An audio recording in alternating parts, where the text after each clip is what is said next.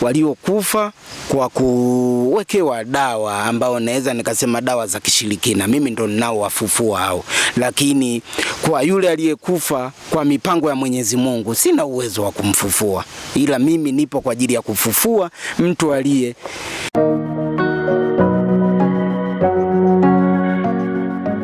Bwana, hii ni maajabu kubwa, mganga kufufua watu waliokufa. Bwana, tukaona sio mbaya sisi kama update au kama media, tukaona sio mbaya. Hebu ngoja tumtembelee huyu mganga tuweze kujua huduma ambazo anazifanya, kudai kwamba yeye sasa ni Mungu wa pili au mtu ambaye hana uwezo ambao baadhi ya manabii wameweza kufanya, kama mchungaji Gwajima, lakini na watu wengine ambao wameweza kufufua watu. Tutakwenda kujua siri nyingi, na hii huduma ameanza kuifanya lini na imetokana na nini. Utakwenda kuyajua mambo mengi sana.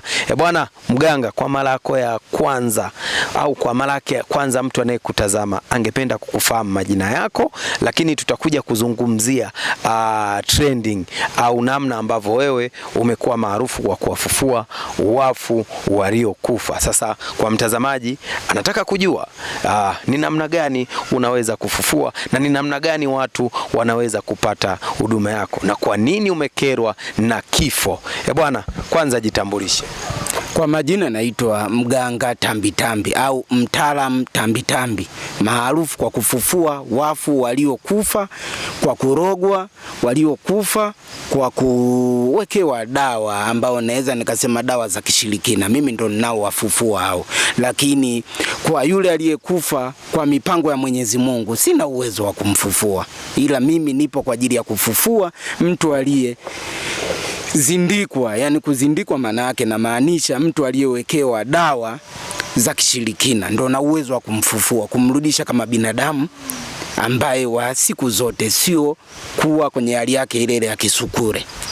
Okay, mganga, kwa historia yako na namna ambavyo sasa hivi umepata umaarufu, wengi wamekuwa na maneno tofauti tofauti kulingana na huduma ambao unaofanya, kwa sababu imani za watu zinakuwa ni ndogo kuamini kwamba unaweza ukamfufua mtu ambaye anatarajiwa kuwekwa kwenye jeneza. Sasa tungependa utufafanulie, lakini kabla hujatufafanulie tungepata historia yako kiufupi, ili kidogo mtazamaji akufahamu vizuri. Kama nilivyojitambulisha kwa majina, naitwa Tambitambi, mganga Tambitambi au Dr. Tambitambi.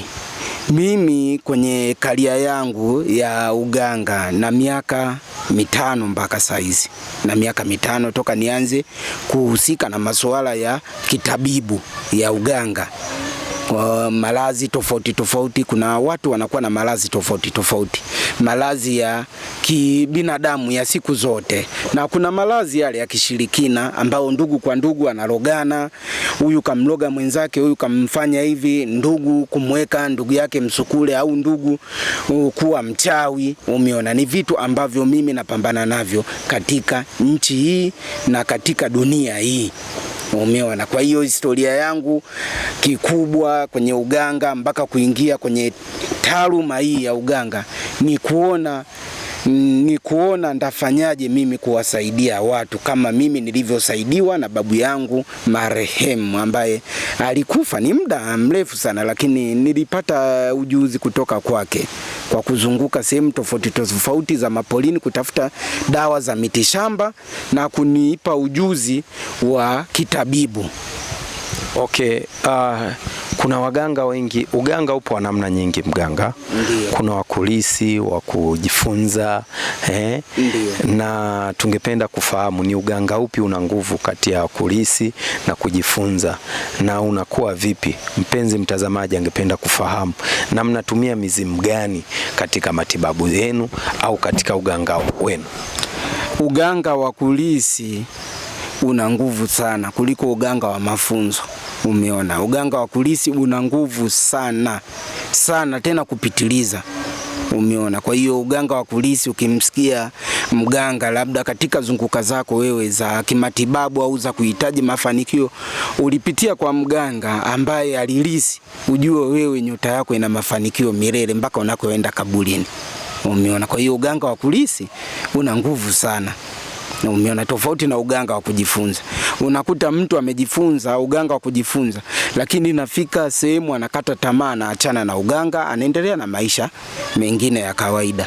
Lakini mimi uganga ambao nimekwambia nilijifunza kwa mzee wangu, lakini sio kujifunza, nililisi, ila nilikuwa najifunza utabibu, dawa za kutibu, dawa za masuala tofauti tofauti. Unajua kuna shida za kibinadamu, umeona, kwenye masuala ya ndoa, umeona, mtu anashindwa kupata mtoto, umeona, mtu anashindwa kusimamisha uume wake, mtu anahitaji kufanya kitu chochote kwa mpendwa wake ili asitoke nje ya ndoa, mtu anahitaji kufanya mahusiano yao yasiharibike, lazima apitie kwenye sehemu ya kudhibiti hilo tatizo lisitokee. Ndo kazi ambazo nazifanya mimi.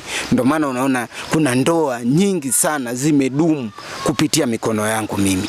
Na hicho kitu huwezi ukaamini. Hata kama wewe umeoa, naweza nikakusaidia ndoa yako iwe ya milele, yani isiwe na changamoto yoyote. Ukiona imetokea changamoto, labda ni changamoto ya kimalazi ya kawaida tu, ambao na yenye na yatibu. Okay, tuende kwenye umaarufu au huduma ambayo imekupatia watu wengi au wateja wengi, kama tunavyoona foleni kubwa ya watu. Kwanza tuzungumzie ni namna gani unaweza ukawaenda watu wote hawa ukawahudumia, kwa sababu hapo nje wapo zaidi ya 40 na sasa ni kwa namna gani unaweza ukawahudumia wote, na je ambao wako mbali unafanyaje? Huduma au uliowaona wapo nje wanapata huduma kwa wakati. Ndio maana mimi umeniona na vijana wangu 3 ambao wananisaidia kazi. Umeona, wanapata mahitaji yao vizuri ya kihuduma. Kuna wengine au 40 sio wote wamekuja kupata huduma na kuondoka. Kuna baadhi wengine wanakaa hapa kwangu kwa ajili ya huduma. Umeona, na kuna wengine wanakuja wanachukua huduma na kuondoka. Kwa hiyo mimi kuhusu hata idadi ya watu wengi wanapata huduma bila changamoto yoyote, kwa sababu na timu yangu ambayo ni ya vijana 3 na wananisaidia sana na nimewapenda. Kuna namna ambavyo watu wamekuwa na fikra tofauti tofauti, na wengi wameamini katika sehemu ya mafanikio, hususa kwa vijana, kuwasaidia mpaka watoe kafara. Wewe unazungumziaje wale watu ambao wanaamini mafanikio mpaka umwage damu? Hao wanaoamini mafanikio mpaka umwage damu, mimi naweza nikasema ni maneno ambao vijana wanaongea mitaani huko kwenye viringe vya kushinda. Unakuta vijana hawana kazi, wanashinda kwenye vijiwe, wanaanza kutafsiri vitu ambavyo havieleweki. Umeona, kuna mafanikio ambao unaweza ukapata kwa kupewa dawa, sio mpaka utoe kafara ya damu ya binadamu mwenzako. Hilo ni swala ambalo haliwezekani. Umeona, kwanza ni changamoto na ni laana na ni dhambi. Kuna masharti ambayo unaweza ukapewa, ni sio magumu. Hata wewe ukihitaji utajiri naweza nikakupa masharti. Kuna masharti ya kwenda kulala makaburini siku 3, umenielewa? Kuna masharti ya kulala na joka, umeona? Kuna masharti ya wewe kwenda kuoga sehemu ya kazi ambayo unafanya wewe, yani sehemu ya ofisi ambayo anafanya huyo mtu ambaye anahitaji kupata mafanikio, kwenda kuoga usiku wa manane, tena huchi. Umeona, awe mwanaume awe wa kike, lakini ni masharti ambayo umepesi. Sasa mtu anakwambia uanze kumtoa ndugu yako eti umuue ndio upate fedha, wapi na wapi? Umeona, mimi ni wengi vijana, usione ni wengi. Kuna vijana wengine hapo 3 umeona wamekuja na magari, umeona, walipata mafanikio haya ambao nimetoa sababu na mifano, umeona, na wananitembelea, hawajai nikatia tamaa kwa sababu nimewasaidia vitu vingi. Lakini walivyokuja kunitembelea sio wamekuja kuniomba shukrani, umenielewa? Kwenye mali zao ambazo wanamiliki, mali zao ambazo wanamiliki, kuna vikwazo ambavyo wanapataga kutoka kwa watu tofauti kuanza kufanya ushirikina kuchukua fedha zao. Kwa hiyo wanakuja kuniambia, mzee Tambitambi, tunaomba tusaidie, sisi fedha ambazo tumezipambania kwa masharti yako zinakuwa zinapotea kwa kishirikina, tunaomba. Ndio maana nawasaidia, umeona, ndio maana wamenitembelea, kwa sababu wanafanya biashara zao na wanazitumia vizuri fedha zao, lakini kuna watu ambao wanaenda kwa waganga wengine kwa mambo ya kishirikina kuchukua fedha za vijana ambao nimewasaidia wamefanikiwa. Kwa hiyo nawasaidia vijana wengi, sio vijana tu, kuna wamama wanakuja hapa nawasaidia, kuna wababa, wababu, rika tofauti tofauti. Okay, mganga, hatuna la ziada zaidi, tukushukuru, tuseme asante.